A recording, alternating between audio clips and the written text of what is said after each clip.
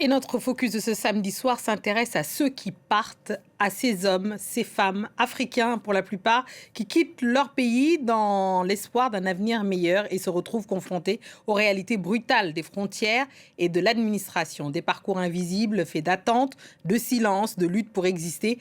Une bande dessinée collective Idées Noires donne la parole à ceux qu'on entend rarement, des sans-papiers africains qui racontent eux-mêmes leur exil. C'est une autre façon d'aborder l'immigration ce soir. Et pour en parler, on reçoit deux membres du collectif Baraka Graphica. Merci à vous d'être avec nous, Margot Peram et Alberto Isifine Chama. Voilà, merci à vous deux. Je voudrais commencer par Margot, justement, Peram. Dites-nous comment est née tout simplement cette bande dessinée.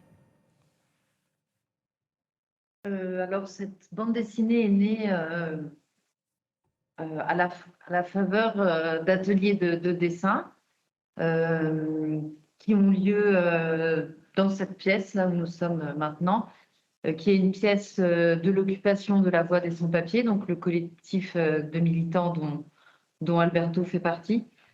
Donc ça a commencé par des ateliers de dessin sans vraiment de but très précis, il y a 4 ans, un peu plus de 4 ans. Et puis, progressivement, et avec l'aide de Thierry Van Hasselt, qui nous suit depuis le début sur le projet, après quelques magazines de plus petit format, ça s'est concrétisé par l'édition de cette bande dessinée. De cette bande dessinée. Pardon ? Oui, allez-y, allez-y. Oui, non, désolé, il y a eu un petit décalage de son. Oui. J'ai terminé. Ok. Alors, j'aimerais entendre Alberto Chama à présent parce que souvent, effectivement, les sans-papiers, on ne les entend pas parler directement. Là, c'est ce qui change dans cette bande dessinée.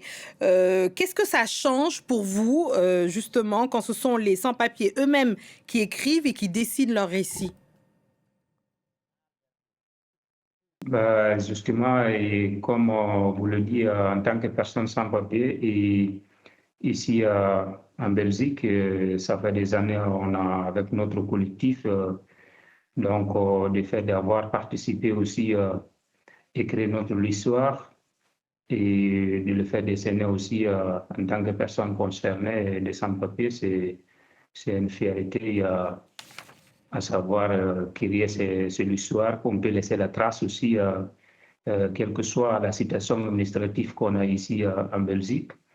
Mais on continue à lutter, à savoir quand même montrer notre compétence et la capacité aussi qu'on a et sur place et dans ces pays-là. Mais surtout, laisser l'exemple aussi pour tous les pays européens. Il y a d'autres migrants aussi qui se trouvent dans d'autres pays. Et pourquoi pas d'avoir montré cet exemplaire aussi à d'autres étrangers qui se trouvent en Europe ici. On vous entend très bien. Une chose qui frappe, moi je vais vous dire par exemple ce qui m'a plu dans la bande dessinée au départ, c'est vraiment au début de chaque histoire, il y a un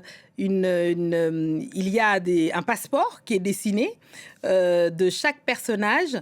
Et j'ai beaucoup aimé ça parce que finalement, on parle de sans-papiers, mais ils ont des papiers. Ils n'ont pas peut-être des papiers européens pour exister, mais ils existent. C'est comme si en faisant ça, vous leur rendez une part de leur humanité. Est-ce que ça aussi, c'était important pour vous ?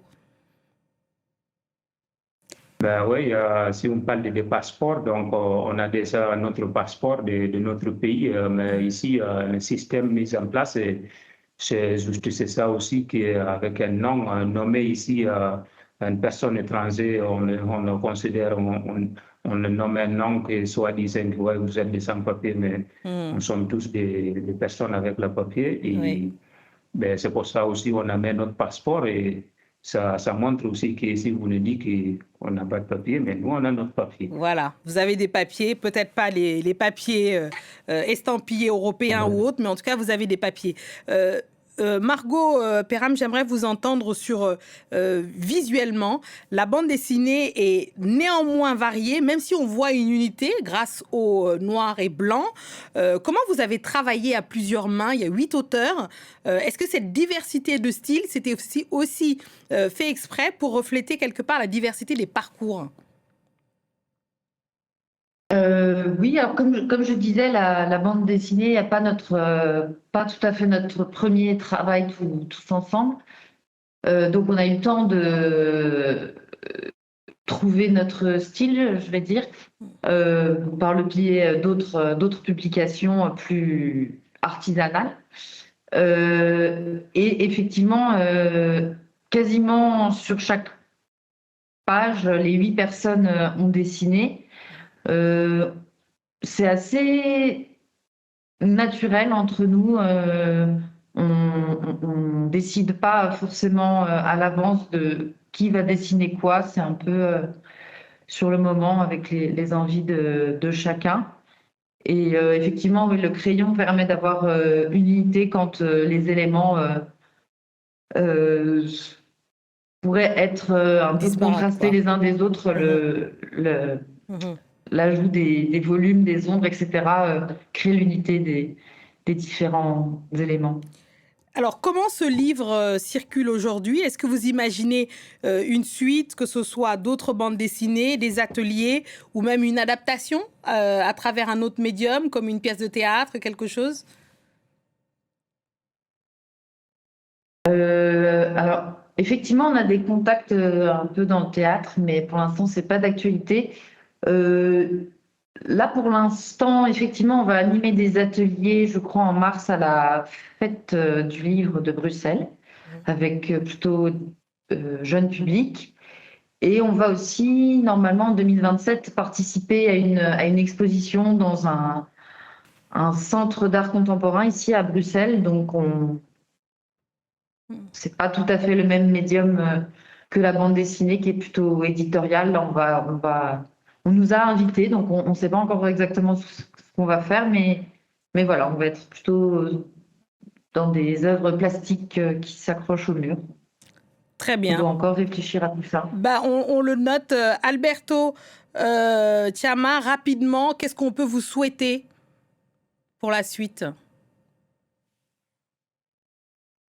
Et juste pour donner la visibilité aussi, la continuité et d'avoir notre appuyé pour notre motivation aussi à ces exemplaires-là qu'on a laissé aussi, qu'on a donné et pourquoi pas de vraiment avoir ici beaucoup plus par rapport à celui-là et qu'on a sorti de ça et ce qu'on est D'accord. en train de penser Ouais. à obtenir. Ok, on vous entend. Merci, on vous souhaite le meilleur. De toute façon, Idée Noire, justement, la bande dessinée, Baraka Graphica. Merci beaucoup. Merci d'être venu sur le journal de France 24. C'est ainsi que nous fermons cette édition. Merci à tous ceux qui nous ont suivis partout dans le monde, d'Abidjan à Bangui en passant par Bruxelles. Restez avec nous car l'actualité continue sur France 24. Merci.